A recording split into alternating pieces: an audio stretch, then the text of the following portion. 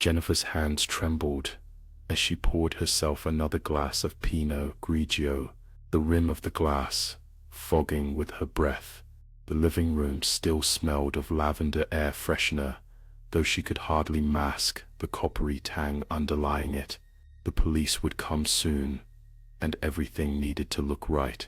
She smoothed her pressed skirt and checked the windows, careful to glance at the shadows stretching across the front lawn. Her book club had been meeting at her house for years, a circle of laughter and judgment disguised as friendship. Tonight, though, none of them had left. The evidence of their bickering still lingered: wine stains on the white rug, discarded club flyers, half-eaten pastries with lipstick marks. No one would ever suspect her, Jennifer knew. She was the perfect neighbor, always smiling, always waving, always first to volunteer for bake sales. In her bedroom she uncovered a weathered notebook, the one she told herself was for recipes.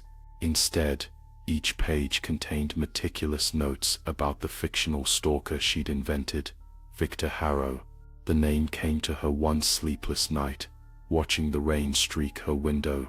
Victor was tall, faceless, always there in the periphery, a shadow in every reflection, a breath on her neck.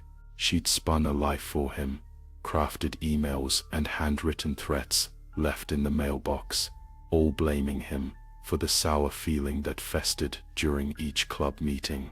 Her grip on reality had thinned, but not past breaking, not yet. That night, she'd served another round of drinks, her voice warm and inviting.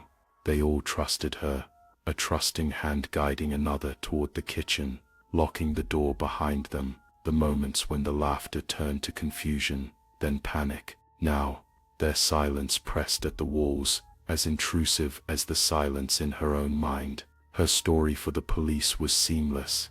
Victor had been stalking her for months. She showed them the notes, the emails, the voicemails she'd left herself late at night with the distorted voice.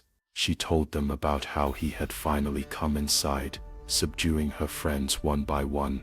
As she watched, paralyzed by terror, the police nodded, pity in their eyes, horror at the cruelty of a stranger. Days passed. Jennifer walked her daughter to school, watered her roses, fielded interview requests she shakily denied. Yet, sometimes when dusk collapsed across the cul-de-sac, she caught her own reflection in the kitchen window, and behind her, the faint outline of a shadow she hadn't drawn, standing just out of reach. At first, she thought it was guilt, but as the sun fell behind the houses, and the house grew too quiet, she heard footsteps upstairs, slow and deliberate, sometimes whispers. A voice not hers echoed through vents. The notebook disappeared from her bedside drawer. She began to find messages scrawled in unfamiliar handwriting on the bathroom mirror. "You made me real." Neighbors spoke in hushed tones, offering casseroles and condolences. Jennifer smiled, drinking in their sympathy. But every evening, she locked every door, double-checked every window, unable to drown out the feeling that somewhere in the house, Victor Harrow was writing the next chapter.